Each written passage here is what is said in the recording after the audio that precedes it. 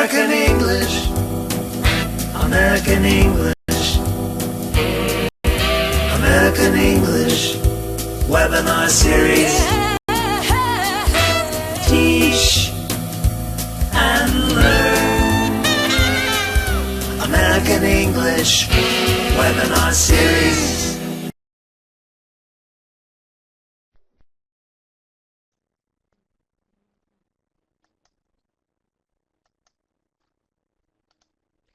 Welcome everyone to the American English webinar series brought to you by the American English team at the U.S. Department of State in Washington, D.C. Here you can see some of our super English teachers who recently participated in webinar viewing groups in Peru and Burundi. Thanks to Patricia Leon at Instituto Cultural Peruano Norteamericano at San Miguel Branch in Lima, Peru, and Tresor Galuhungu, webinar facilitator at the Information Resource Center in the U.S. Embassy in Burundi, for sharing these great photos. Keep sharing your photos by emailing them to the address shown here, americanenglishwebinars@elprograms.org. Today, our presenter is going to ask you to do a couple of activities. So if you get a chance to do those activities and you can snap a photo while doing so, those might be some fun photos for us to see for next webinar session. So my name is Katie, part of the American English team, also known as Moderator Katie. You'll also see Moderator Amy in the chat box to help you during the webinar. Here you can see the schedule for this series. Our next webinar will be held on March 16th. It is entitled Changing English, What Teachers Should Know, presented to us by a tried and true webinar presenter, Kevin McCoy. For the final two webinars in this series, the local time in your region will most likely change. Daylight savings time begins in the United States on March 13th. On that day, we set our clocks forward 1 hour. So webinars for the rest of this series will take place at 1 a.m. and 1 p.m. still, Eastern Daylight Time in Washington, D.C., but you may find that after March 13th, these webinars are 1 hour later in your local time zone. Please use the time conversion link provided here in the chat box and in your reminder emails to confirm your local time for the final two webinars. And make sure that you enter those dates, March 16th and March 30th, when you check that time in your region. This information will also come to you in your reminder email, but we just don't want you to miss those last two. So just do all you can to make sure you know that starting time for our next two webinars, because we want to see you all there. Our webinars, as you know, are each about 60 minutes long. Each month, the webinars are related to a theme found on the American English website in the Teacher's Corner, which features resources and lesson ideas to the month's topic. So this month, the topic is integrating global issues into your English class. Make sure to visit the American English website frequently, as the latest Teacher's Corner will be posted very soon. During the webinars, you will hear but not see the presenter. The way for you to participate is by using the chat box, as you're doing now. The chat box is where you can ask questions or make comments related to today's topic, and you can always go on the Ning and join in our discussion there as well. Your presenter will also ask you some questions in the form of polls today. If you experience technical problems during the webinar, we will let you know if we're having a global problem. If you do lose sound, you can follow along with the caption pod. If you lose sound or the visuals on the screen, you can also try refreshing your internet browser or possibly using a different browser.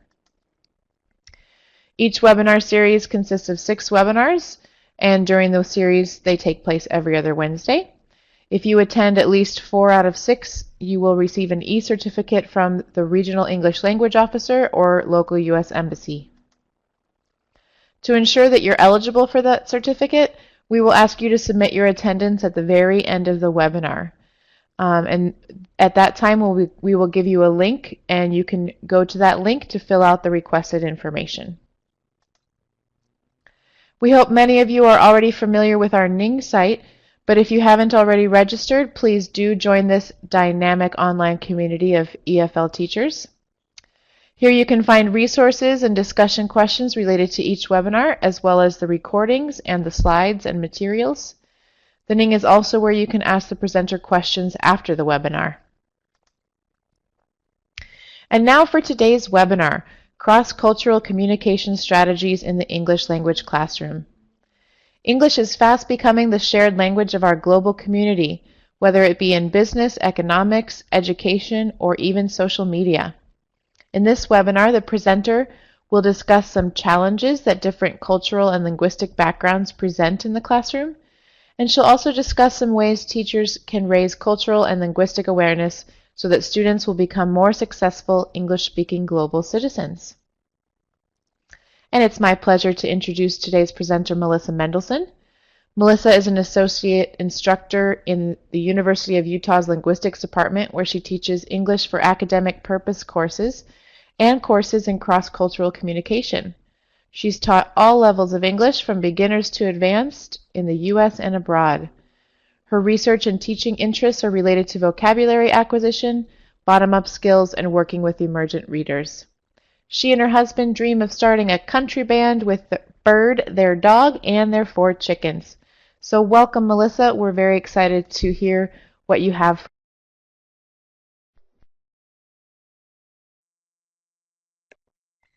Thank you, Katie, for having me, and thank you everyone for having me. I want to make one amendment, and that's we are down to 3 chickens. So just wanted to clarify that. Smaller country band. Okay, so I took a look at the pre-webinar polls, and I am so excited to be working with all of you today because it looks like a lot of you think that the topic of culture is an important part of the English language classroom. And a number of you are able to discuss culture, if not every day, at least once a week. So that's really great. I see that you're all on the same page. I'm so glad to see that a number of you also think, based on the pre-webinar discussion, that there is a connection between teaching culture and teaching English. I hope to give you a clear connection between language and culture in today's webinar, while also offering ways that you can integrate strategies for developing intercultural communication abilities among your students. As I was saying to the moderators earlier, you guys said so many great things on the pre-webinar discussion that I'm not sure I even need to be here. So I hope I can give you a little bit of something to take home with you and use in class tomorrow. So let's get started. Today's webinar goals. I'm going to attempt to recognize how cultural and linguistic differences affect communication. And by linguistic, I mean language differences. We're also going to discuss the importance of preparing learners to communicate across cultures successfully. And finally, I'll share activities throughout that raise cultural and linguistic awareness among English language learners. As we work through this topic today, keep in mind that we are all different, okay? And we all approach even the smallest aspects of our lives in very different ways, which is part of the key in understanding cross-cultural communication. So today we're going to start with a scenario, and this will turn to your chat box. So we're going to start with a cross-cultural incident here. Clara is an American attending a university in Norway. She has made a few friends. One morning on her way to class, she sees her friend Johan walking ahead of her. She shouts and runs to catch up with Johan. Clara smiles and attempts to make conversation, but Johan doesn't smile or say much except that he must get to class. Clara says goodbye, feeling confused and hurt. She thought they were friends and wonders if she did something to upset Johan. So as we look at this incident, what might be causing Clara to feel hurt and upset? Or what might be causing Johan to react to Clara this way? So considering some of the differences between these two people. And Guillermo from Mexico already says misunderstandings are common, especially when living abroad. There's a lack of communication. Nestor says that it could be stress, cultural differences, perceived impoliteness. All of these are really great answers, and we're going to look at this cross-cultural incident a few more times throughout the webinar today as we look at different aspects of culture that affect communication. So a lot of the answers that you're giving now are going to come up again. Great, thank you for participating. During today's webinar, we will attempt to bridge cultures through communication by focusing on particular aspects that affect communication. And some of those aspects that we're going to look at today are nonverbal communication, verbal communication or language, identity, values, and social norms. We'll examine what each of these mean in more detail and look at teaching ideas for each as well. So let's get started. I'm going to start with nonverbal communication and its link to culture. Nonverbal communication differs among cultures. At the same time, the way that we understand nonverbal codes differs among cultures. So we all use nonverbal communication, but we use them differently and we understand them differently. So let's go to our chat box again. And I want you to think of a time you had a problem with a friend because of nonverbal communication. And some of these instances might be hard to think of, but they could be in a situation as simple as a greeting.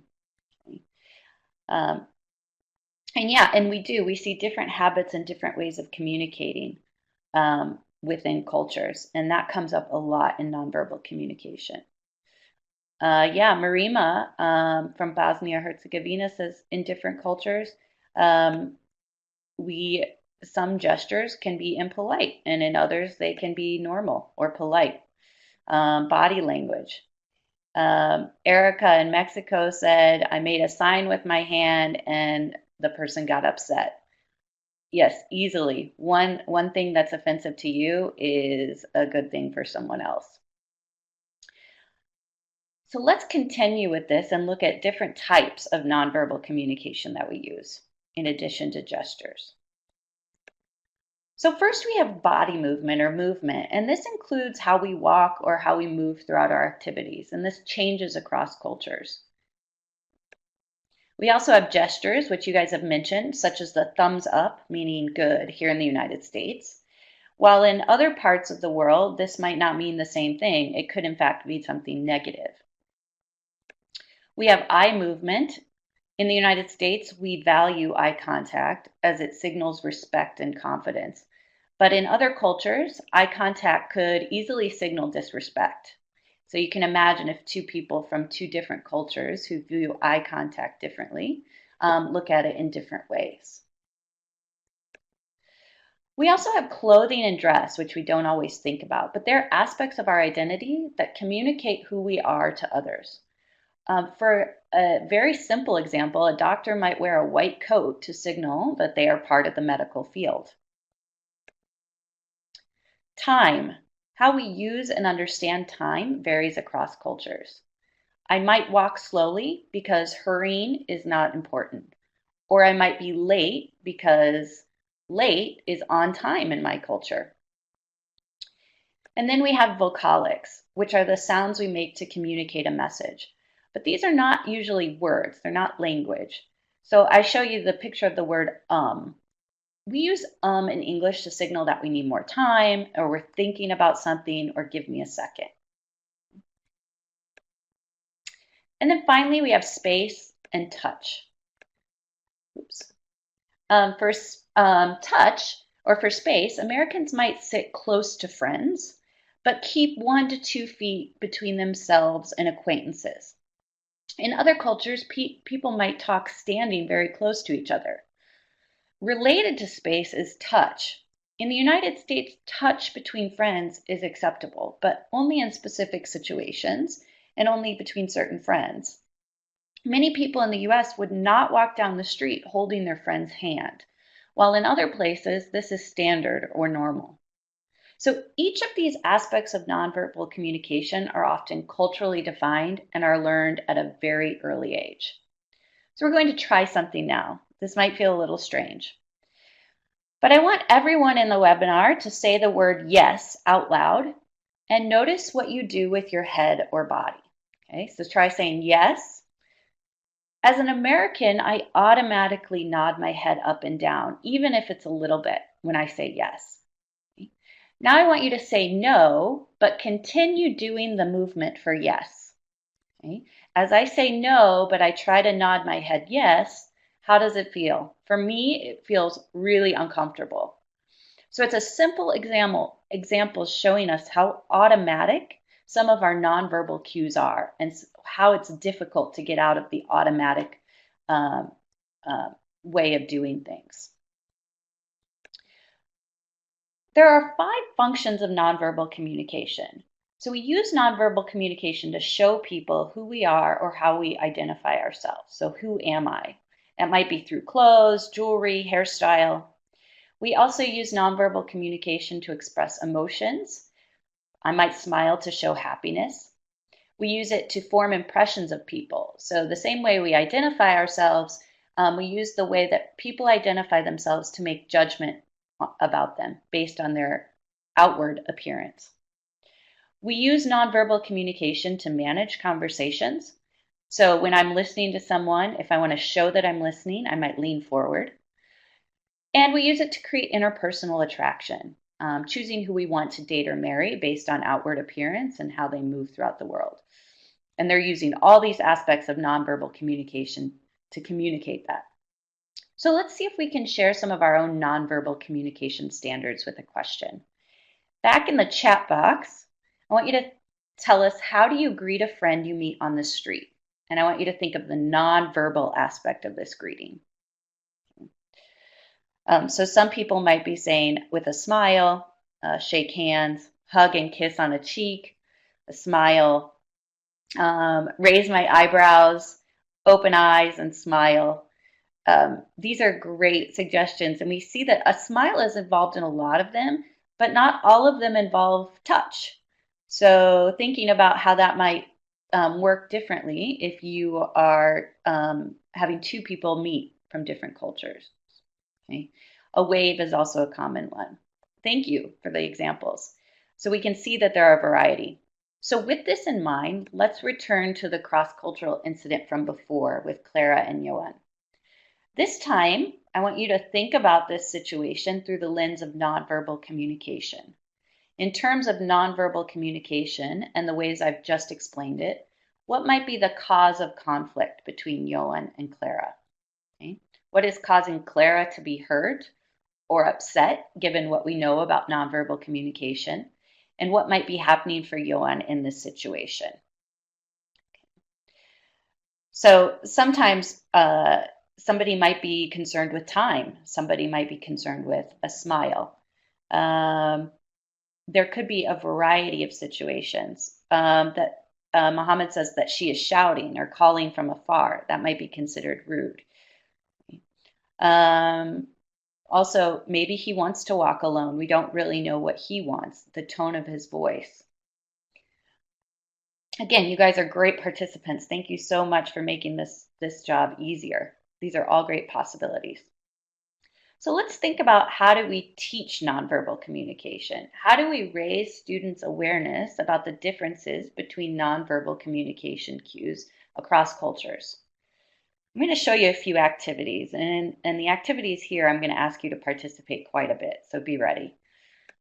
The first activity is called sharing gestures, and in this activity, students stand in a circle. Teachers call out a word or phrase, and they must perform the associated movement or gesture.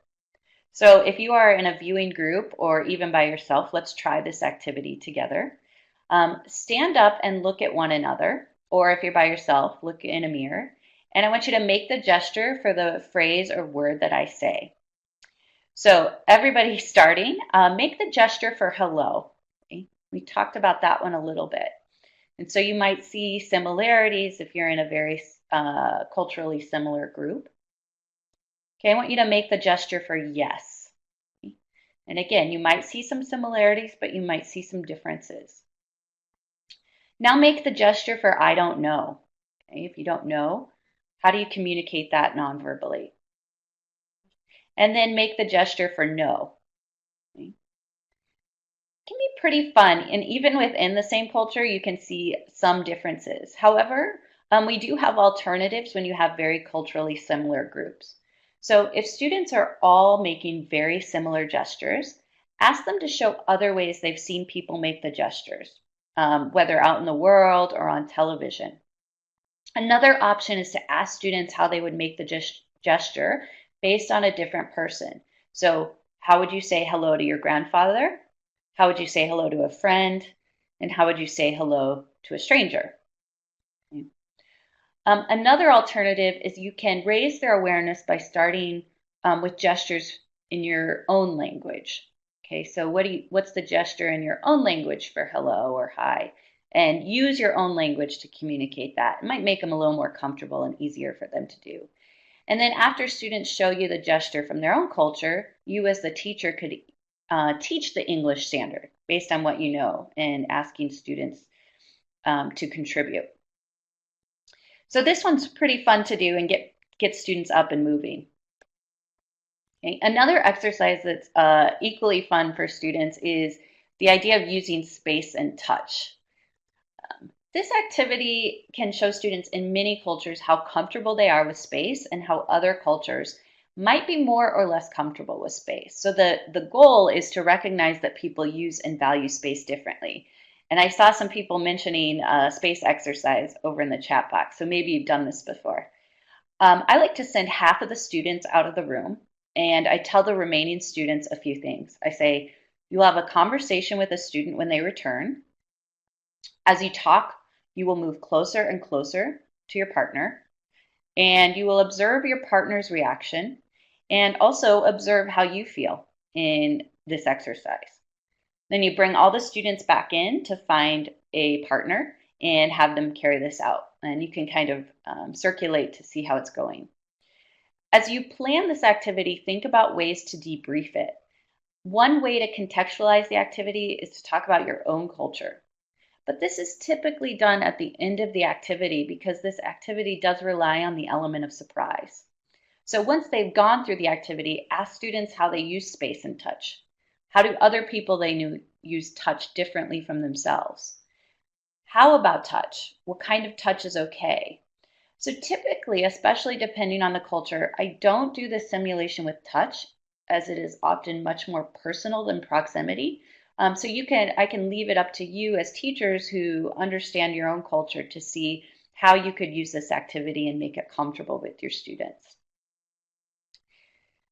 And then we're going to move on to vocalics as communication. This activity is particularly useful for helping students recognize some of the smaller aspects of nonverbal communication in English. So we're going to do this one together as well using some poll questions. And in the poll questions, I'm going to make the sound related to a phrase or word, and you have to choose the correct meaning. So we're going to go to a poll with this one, and if you were the teacher, you would be the one making the sound and having students write down what's the meaning that they hear.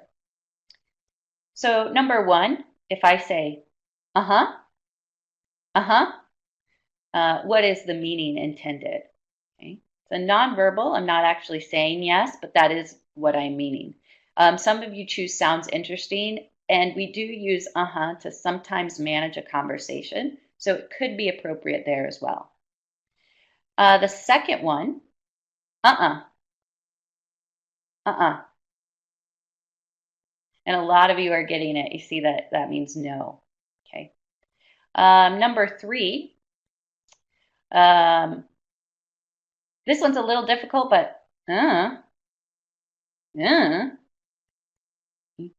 and so I see yes, the votes are going towards I don't know. And that one almost follows the exact same sounds of I don't know.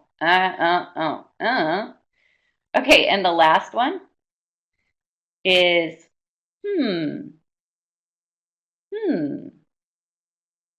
Sounds interesting. Or another way people have interpreted it before is I'm paying attention to you. Yes, yes.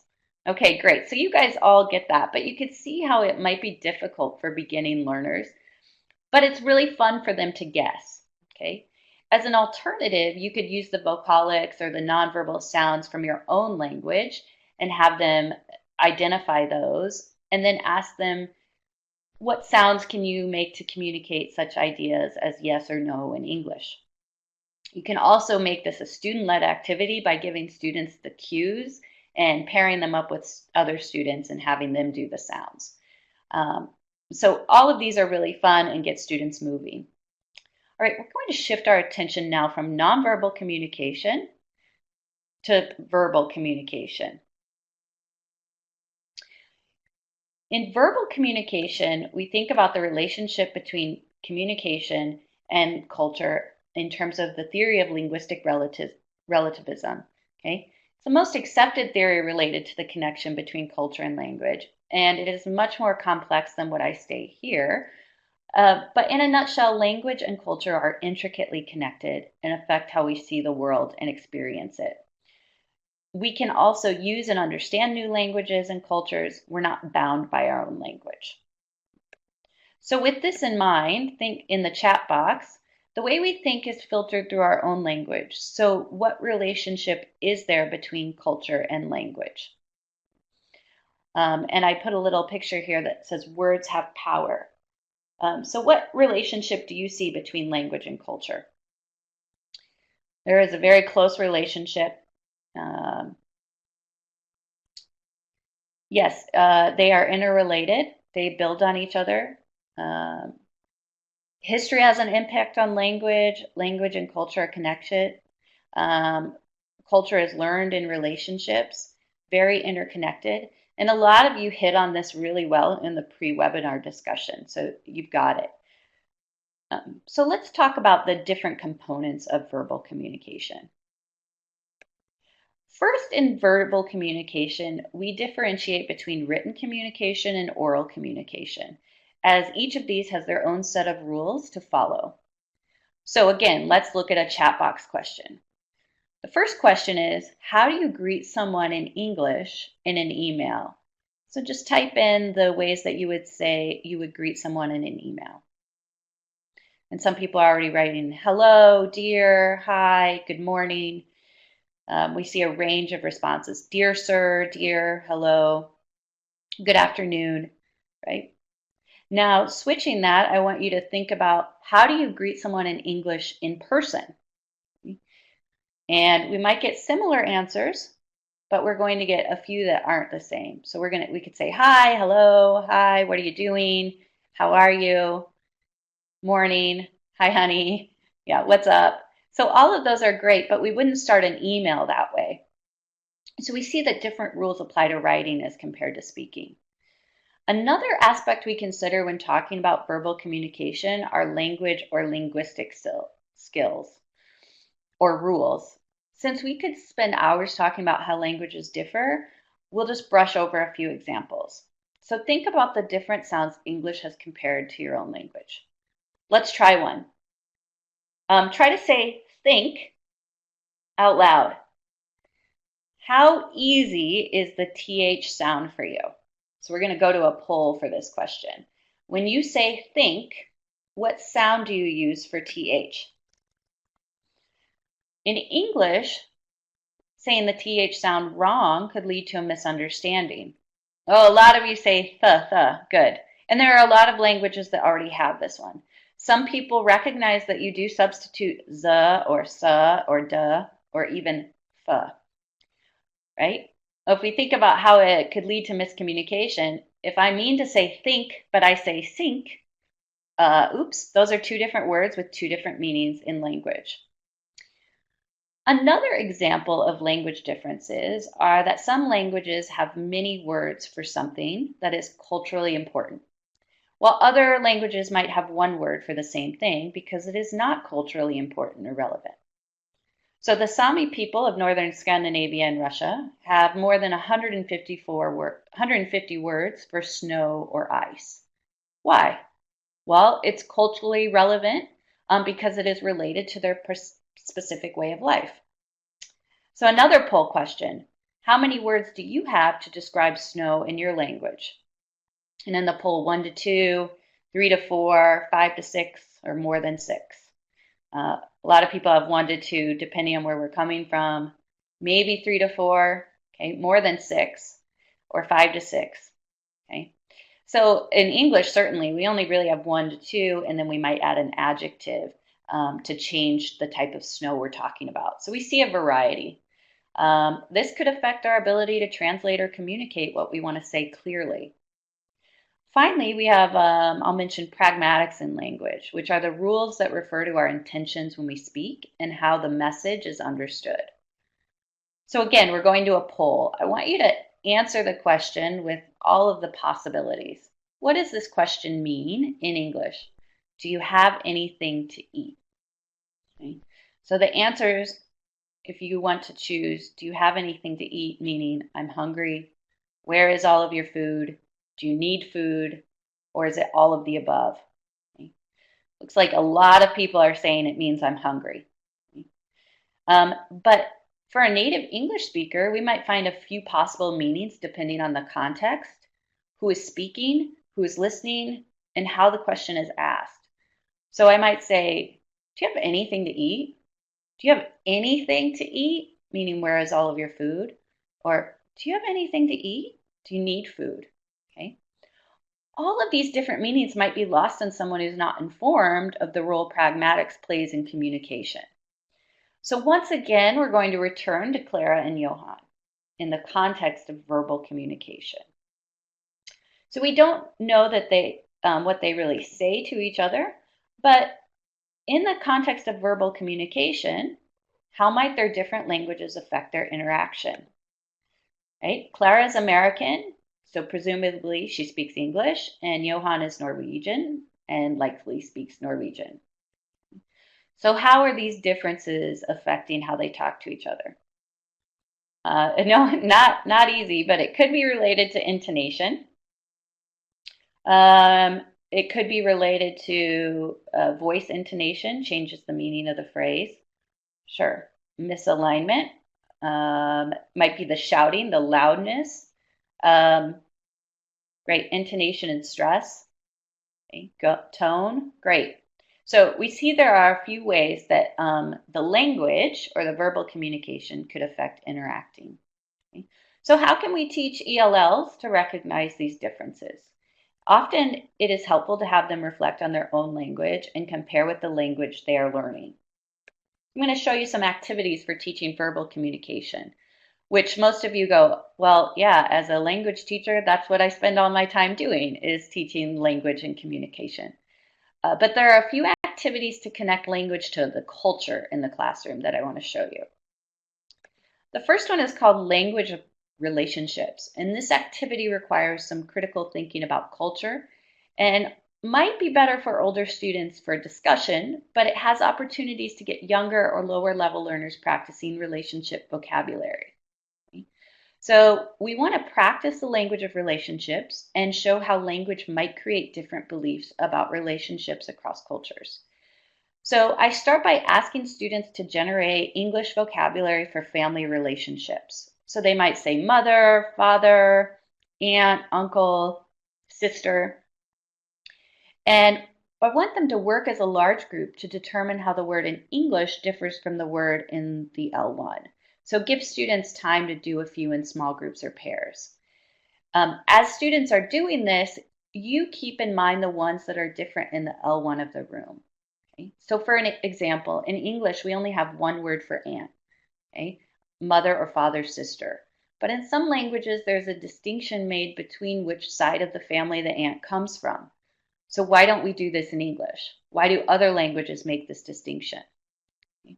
So in the chat box, do you have other examples of family vocabulary that differs in your language from English? So a lot of people have mama or grandma. Okay, right. We have different words. We might have a different ways to identify our cousins. In English, we only do it gender neutrally. In English, we also might have different. We say in-laws, anybody who's related to us by marriage, but it might depend on what side of the family it comes from. These are all great words.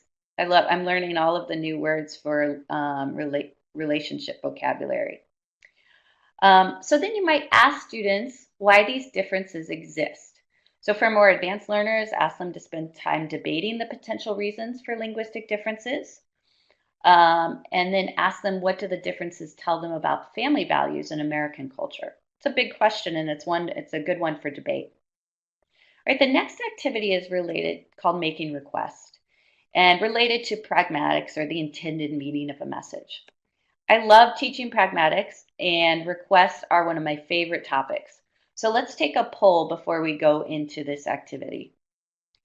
Which is more polite? A, would you be able to give me a pen? Or B, give me a pen. And I have a feeling we know what most of you will choose. So a lot of people, it looks like, are saying, would you be able to give me a pen, is the more polite version of this request. And in English, that is certainly the case. So going back to our PowerPoint, it looks like we know that in American English, politeness is inversely related to directness. And what I mean by that is, if I want to be polite, I might say, would you be able to give me a pen? The request is not very clear until the end of the question. Okay? Would you be able to leads all the way up to the request. But this is considered very polite. Okay? On the other hand, give me a pen is very direct, very clear, but not considered very polite. So it might help lower level learners to contextualize or explain the distinction and the relationship between politeness and directness in American English. So in this activity, we recognize the appropriate way to make a request in English. So I start by bringing to class some cards. So I'll have a set of note cards that identify different people in a situation for a scenario. I'll have a set of note cards that identify different types of requests that need to be made. And I'll have a set of note cards that identify different request language. I have students work in groups to arrange the cards so that the person, request, and phrase would work together to be pragmatically appropriate. And then I have them complete the request to make an appropriate request, okay, or a polite request. Okay. It might look like this. So we have students pulling the card mother. They're pulling money. If you're a parent, you probably have children who want to ask you for money. And then which one are they going to choose? Well, in English, you could be more direct with your mother and it would be acceptable. So you might say, Mom, I need some money, please. Okay. Now, if you switch that around and had students say, Teacher, I need some money, which one would they have to use? So it's kind of a fun game for them to play with. What are the consequences of the request and the person and the words that you use? Since this task is difficult for advanced learners, there are a variety of alternatives. Lower level learners could be asked to recognize the difference just between two simple phrases, such as give me your pen or can I have a pen? And then you can ask them, okay, which one would you use with a teacher? Which one would you use with a friend or with a classmate? For advanced learners, you could offer them the situation and tell them, you're asking a teacher for help on an assignment. How would you ask this? This activity does require a little more knowledge and prep on the side of you as the teacher, but it can be extremely useful in cross-cultural settings where English is the shared language. Making an inappropriate request, say in a business meeting, could have social as well as financial consequences. So it's just an example of how it might affect somebody's relationship. Closely related to making requests in spoken language, you can have students think about practice writing polite emails in English. And this activity is similar to the last, but focuses on written communication. Appropriate email is often neglected by our students in favor of text speak. So showing them that emails in English still require a certain sense of politeness can be huge in preparing them for successful cross-cultural communication. So I start by showing them a sample email. It could be one that you've made up. It could be one that you've pulled. Or I might show them several, and I ask them to describe what the email includes. So having the students identify a clear subject, a professional greeting, polite and brief message, explain the situation, appropriate closing word, full name given. Once we've looked at an email and discussed what is included, I give them a scenario. So I might say, write an email to a teacher telling them you'll be late. Then have them write their own emails.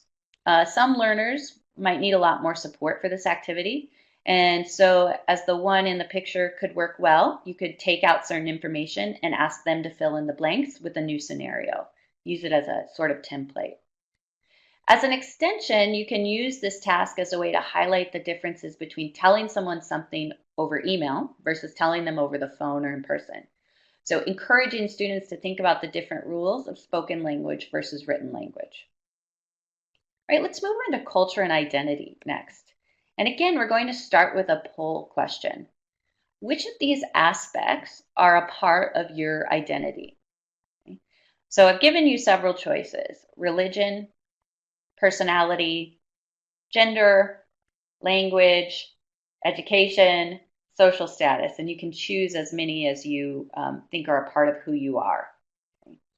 And a lot of people are picking personality as part of their identity, but we see that others are picking religion and gender and language as well. Okay. So a lot of us are checking multiple boxes. What makes us unique is that we are made of many aspects.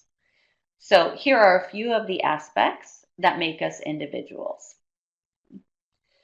When we think about identity and we think about a personal identity or who I am, each of us is formed by different aspects joining together. And so some of these include personalities, goals, and interests. Some include religious beliefs, social class or status, such as income, education, family, language, gender, social roles, and even ethnicity. So there's many more that make each of us who we are. And the idea is that we are so different from one another. So a few of us might share a religion and an educational background, and so we might assume that we have similar opinions. However, because of all the other ways that we are different, it would only be natural that in communication, our differences would have us acting differently as well with one another. So once again, thinking about identity, go back to Clara and Johan. Okay? We want to see them as two different people, not only in language, but in who they are as individuals. So what aspects of their identities might be affecting their interactions? Okay? And let's take a look at the chat box again. Personality, absolutely. Language, religion, personality, right? When we think about personality, somebody could be outgoing and somebody else could be very shy, okay? And that might not have anything to do with their where they come from, okay, or their educational background. Okay? Gender roles, great. That's another one that comes up quite a bit. Social habits, attitudes, excellent. So great responses, you guys. Let's move on to teaching culture and identity. In teaching culture and identity, we get away from language, and many of us as teachers find it difficult to justify making the connection between culture, identity, and language in the classroom. I strongly believe that if we are to be successful communicators, we must not only understand others, but also understand ourselves. Okay? Plus, activities that I'm going to show you can often be used in conjunction with frequently used vocabulary and prompt some pretty rich discussions and writing tasks. So the first one is called Who Am I? And this activity is great in that it gets students thinking about who they are and who they want to be. As they recognize the differences among themselves, they can be directed to think about how these differences contribute to different behaviors, beliefs, attitudes. And the goal is really to support self-discovery through brainstorming and self-reflection. Ask students to list or think of 10 words in English about themselves. Pair or group students and have them share the list. Once they've shared, put them to work writing the information into a paragraph to share a presentation. And then when they finish, they can return to their groups to share the description. Okay? So it seems very simple. It will take a little time for them to come up with these 10 words. Variations on this activity can have beginners or young learners creating visual representations of themselves using magazine pictures or even drawings. If students are tasked with making a magazine collage, allow them to choose any picture or word to include as a representation of themselves. If they are drawing something, they could be asked to create freely or given a set of directions as a way to make it a bit easier. For example, first you might say, everyone choose a color that represents you. Why does that color represent you? Now draw an animal that has qualities similar to you. Okay. One of the most important aspects of this activity is giving learners the freedom to discover who they are and how they want to present that picture of themselves. The next activity builds heavily on this one. It's called How Are We Different? And it comes from the Peace Corps website, and everyone can take time to look at the activity from the web address given. But what I find particularly useful from this activity is the associated worksheet. And it gives students a set of questions about aspects of themselves, such as what is your religion? What music do you like? What food do you eat? What languages do you speak? This activity could be easily adapted to fit the particular character and makeup of many individual groups. So if you have a group with a lot of religious similarity, you might take that question off and add a different question about identity. So what identity questions could you ask your students that would highlight differences among them? So go ahead in the chat box and take a moment to write down some questions you might have your students asking. And if you guys have pen and paper or are taking notes, you might want to take some of these suggestions down to use them in class tomorrow if you wanted. Okay, so some of the questions we might see: where are you from? If you have a very mixed group, some people might, where do you live? Where do you live now? That's a great one because you could expand it to what kind of house do you live in, or do you live in an apartment? What do you like? What is your dialect? If you come from a region with a lot of dialect, what are your hobbies? Okay. These are all really good, and I hope you guys are taking notes. I'm trying to write them down as fast as I can. So this one is free and available to use on the internet. Another activity really is related to clothing and impressions. And clothing and dress is often ignored when it comes to nonverbal communication, but it plays a role in how we form impressions of one another. And it's part of our understanding of who we are in terms of identity. So please remember that clothing impressions can be sensitive subject. So use your best judgment and understanding of your class before you try this activity. So one of the things in this activity is I want students to recognize and develop knowledge about how we use clothing to give people details about ourselves. So I start by having students look around the room and what can they tell about each other based on what they're wearing or carrying. Okay? If you're in a classroom, you might see a group of students all carrying backpacks, and you can guess that they're probably students. And then I give students a list of people, and it might be mom, doctor, student, and have them work in groups to generate the clothing each person might wear to show who they are. So when you're finished with this activity, bring students back together and ask them to reflect on what their own style says about themselves. What do they want to say about themselves through their own appearance? This activity is particularly relevant to teenagers as they are often grouping people based on appearance. Okay, so one way to use this activity is to highlight the idea that how you dress will result in judgments made about you. But if we have more understanding about people using dress to show who they are, we might have more sensitivity to those differences in dress. Okay, we're turning our attention now to culture and values.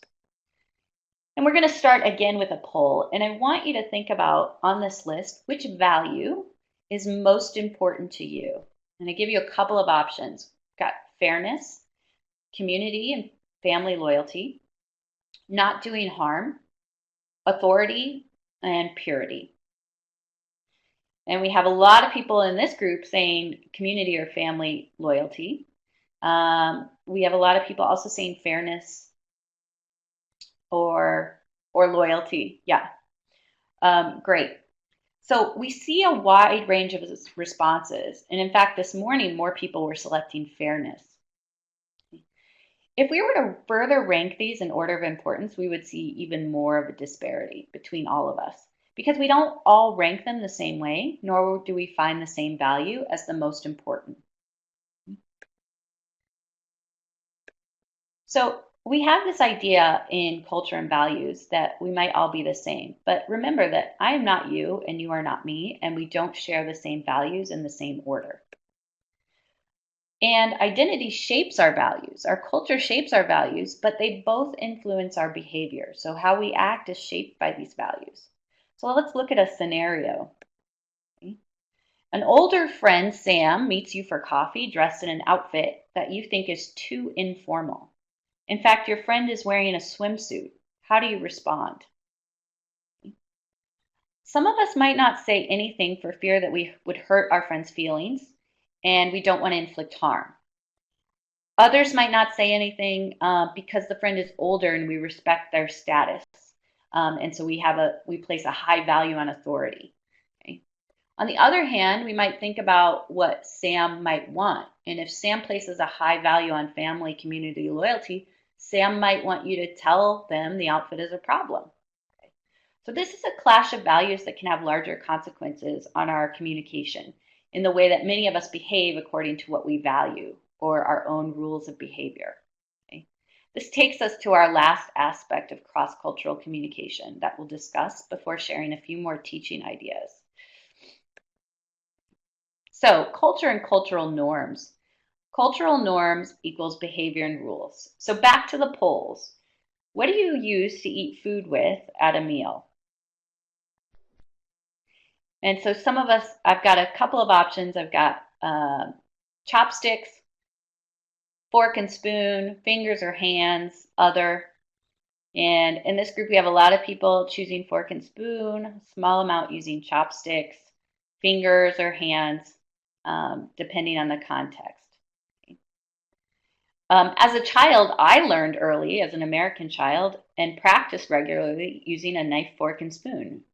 The first time I would have come across someone eating with a different set of tools would have been surprising. I don't remember the moment, but I know that it would have been surprising. And I might have thought that the person was weird or different, or I might have been really confused. So in order to move past those feelings, I had to be told that it is normal for some people to eat with their hands or chopsticks.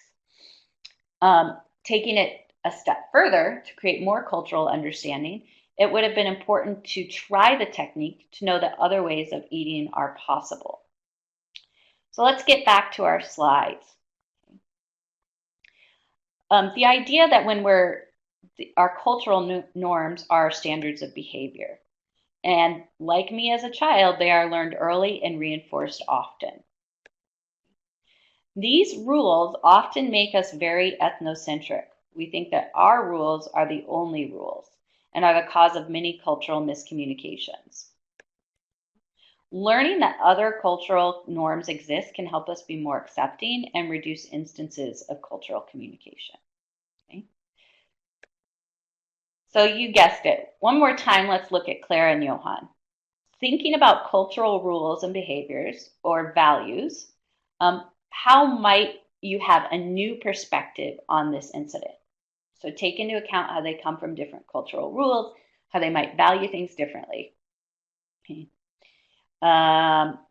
It is rude to call someone by his or her first name, right? It might be rude to shout out something. Okay. Could be that guys don't talk to girls in public or talk to girls at all. Not enough time to be considered. Okay. Very nice responses. All right. So let's talk about activities for teaching these. Activities related to cultural norms and values are fun as students will have a lot of ideas based on what popular culture has shown them. Okay?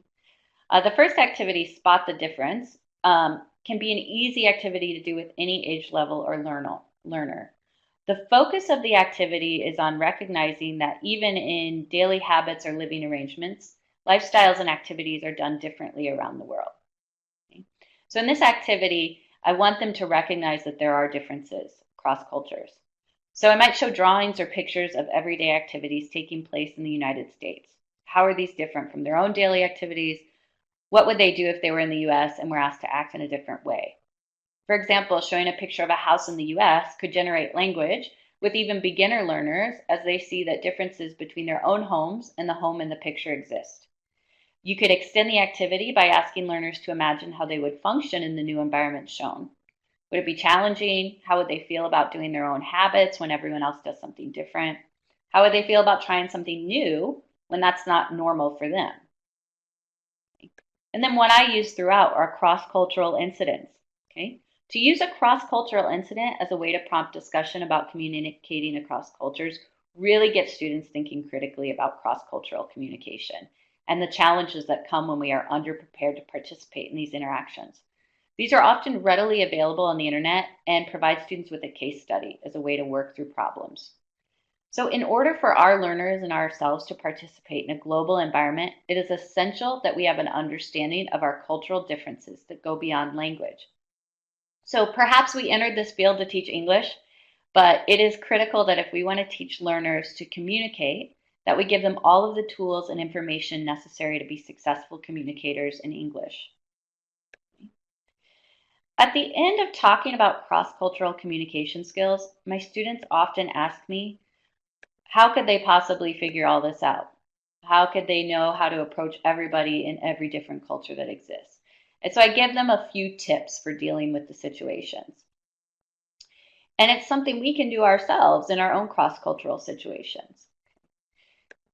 Teach students to ask questions. If they're in a new situation, they might respectfully ask, how do you approach someone to say hello on the street? Tell people to observe. That's how we first learned a lot of these things as young children. We watched people and we imitated them. Okay? I often imitate as I move within a different culture. You can also make mistakes, and this happens all the time. I can't tell you how many mistakes I've made in other cultures, but luckily I've had people who've taught me about new ways and cultures. So if you're in a new culture, make mistakes, but also be open to teaching people from outside your culture about the ways that you have to exist in your culture.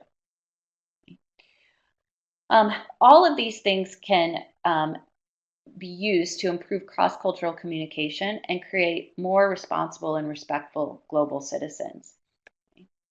So thank you so much for your time. I'd like to end with a question, or raise your hand. How many of you plan to try at least one of these activities in your class? And you can go ahead and raise your hand. It looks like we have quite a few people raising their hands. I'm glad I haven't wasted your time. Thank you for listening and participating today. I'd really like to take some questions, and I will be back on the Ning discussion, talking even more with all of you. Thank you again.